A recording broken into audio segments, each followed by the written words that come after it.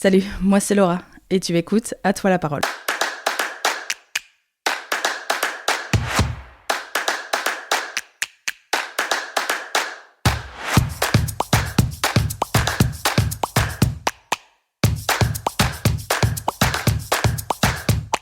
J'ai toujours aimé ma ville, j'ai envie de la mettre en avant et en mettant en avant ce qu'elle a de plus précieux selon moi, c'est-à-dire ses habitants. Nombreux et nombreuses sont les Attois qui ont un projet qui les fait vibrer, un souvenir familial, une anecdote à partager, qui a eu un impact positif sur la ville. Bref, ils ont simplement une histoire à raconter. Ma Fourchette, c'est le nouveau groupe d'achat solidaire qui a été créé à MAF juste un peu avant le début des vacances d'été. Ce groupement d'achat propose des produits locaux aux citoyens. Un marché se déroule en fait dans les établissements de la Haute École provinciale et permet donc aux clients de venir rechercher leurs commandes qu'ils ont passées au préalable en ligne. Pour découvrir un peu plus le projet, découvrir aussi de quoi il en tient et peut-être vous permettre de passer votre première commande, n'hésitez donc pas à découvrir Ma Fourchette. Bonne écoute!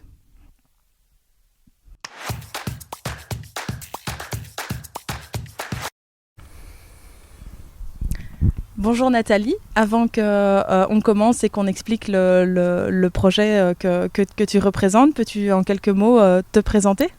Oui, voilà, j'habite à Hirschonwey, je suis impliquée dans plusieurs associations de la région et de base je suis enseignante. Une Attoise born and raised comme on dit. Pas née ici, non, je suis du Mont-de-l'Enclume au départ, mais bon, ça fait 25 ans maintenant que je suis à Ath, donc... Une voilà. Attoise adoptée. Voilà. Donc tu représentes le projet Ma Fourchette, si je le dis bien.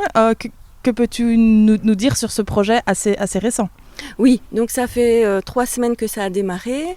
C'est un groupe d'achat solidaire qui se déroule donc pour les livraisons en tout cas à Mafle, oui. À la Haute École. Et le but, c'est vraiment de soutenir les producteurs, que ce soit les producteurs locaux ou du Sud pour certains produits, pour qu'ils soient payés au prix juste qui leur revient pour leur travail, bien sûr, et pour qu'ils puissent s'en sortir. Donc c'est vraiment un soutien aux producteurs. Oui. C'est une initiative soutenue par le Solatois, par Oxfam. Est-ce que c'est dû aux difficultés du Covid que ce projet est né ? Mais voilà, en fait, déjà au départ, le Solatois et Oxfam soutiennent, pour une part, les commerces locaux, les producteurs locaux. Oxfam, lui, c'est le soutien aux producteurs du Nord comme du Sud. Donc ça allait de soi, effectivement, de lancer un groupement d'achat à partir de ces deux associations. Et c'est vrai que pendant le Covid, il y a eu quand même pas mal de gens qui se sont tournés vers les producteurs locaux.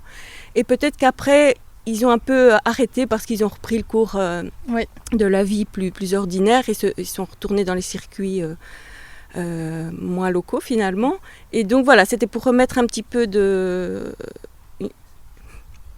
Pour pouvoir les remettre en avant, oui. Voilà. Quel type de produit peut-on donc retrouver chez Ma Fourchette ? Donc il y a un peu de tout pour passer vraiment toute une semaine avec ces produits, que ce soit des fruits et légumes, des produits laitiers, de vaches, de brebis, de chèvres, de la boulangerie, des plats préparés, viande, charcuterie, de la farine, des fleurs, des tisanes, du miel, des bières, du savon, des shampoings, des produits d'entretien. Oui. Et alors tous les produits du Sud qu'on consomme quotidiennement comme le thé, le café, le chocolat, le riz. Oui. Et alors certains produits sont certifiés bio et d'autres en conversion bio. Oui. Donc voilà, ça c'est aussi intéressant. Ils ne le sont pas tous, mais voilà. Est-ce que les producteurs choisis sont essentiellement de Ath ou est-ce que vous étendez, je vais dire, le projet à par exemple les communes avoisinantes, que ce soit Lessines, Flobec ou autres ?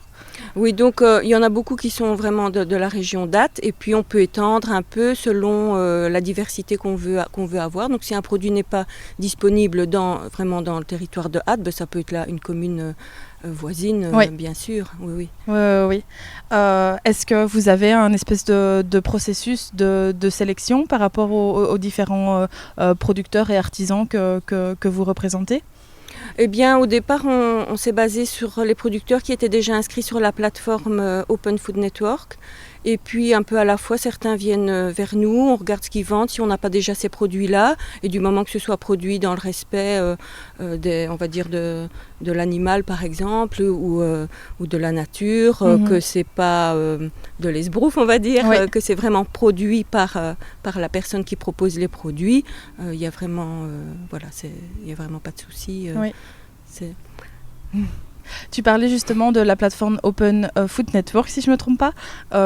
Est-ce que c'est un truc spécialement créé pour Ma Fourchette ? Non, en fait, c'est une plateforme qui existe déjà depuis un certain temps, qui en Belgique est gérée par Oxfam. Oui.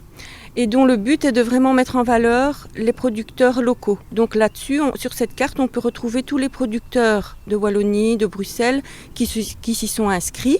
Certains vendent depuis la plateforme leurs propres produits, d'autres ne vendent pas mais ont une visibilité, et puis d'autres sont repris dans des groupements d'achat, comme par exemple Ma Fourchette, il y en a d'autres, pour faire un comptoir de vente avec plusieurs producteurs. Donc c'est vraiment... Et c'est un soutien, c'est pas une plateforme commerciale, c'est une plateforme libre.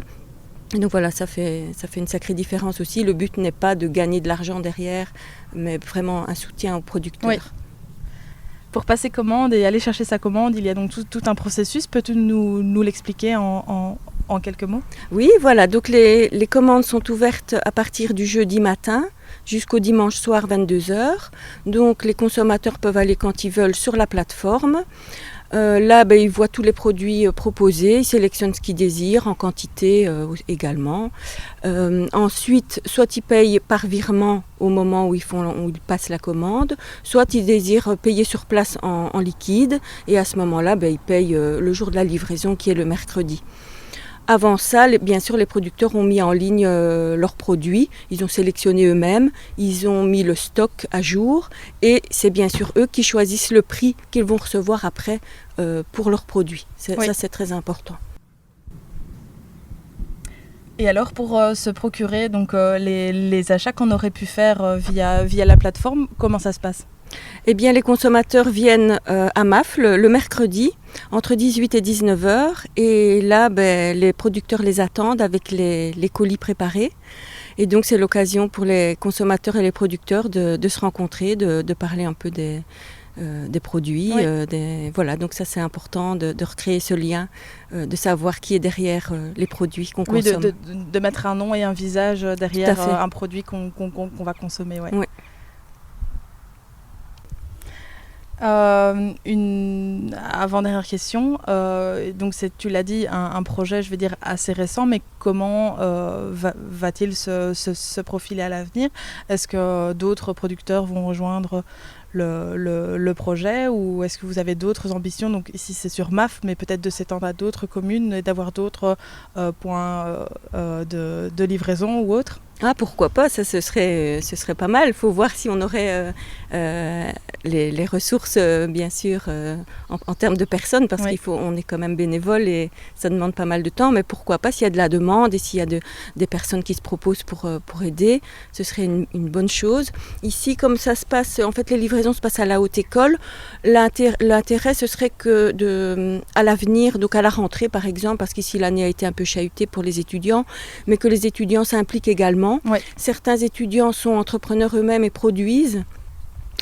Donc ils pourraient, en tant qu'étudiants entrepreneurs, participer à la démarche et vendre pourquoi pas leurs produits, venir tenir leur stand pour distribuer, parler de leur production. Également, on aimerait, ça prendra le temps qu'il faudra, mais ce serait bien de faire des conférences, des ateliers, donc pas chaque semaine, parce pour que vraiment les ventes sensibiliser, c'est chaque semaine. Mais par exemple une fois par mois, une fois par trimestre pour commencer. Mais voilà, je pense qu'il y a moyen avec les ressources de la haute école et de tous, et même les producteurs eux-mêmes, certains sont déjà partants pour parler de ce dont ils connaissent. Oui. Une dernière chose, Ma Fourchette en fait est un jeu de mots. Peux-tu nous l'expliquer ? Oui, donc les gens de Mafle, on les appelle les Maflous. Et donc avec la fourchette qui est, on va dire, un symbole pour l'alimentation, voilà, ça fait un jeu de mots Ma Fourchette. Voilà, merci beaucoup en tout cas pour cet échange. Merci beaucoup.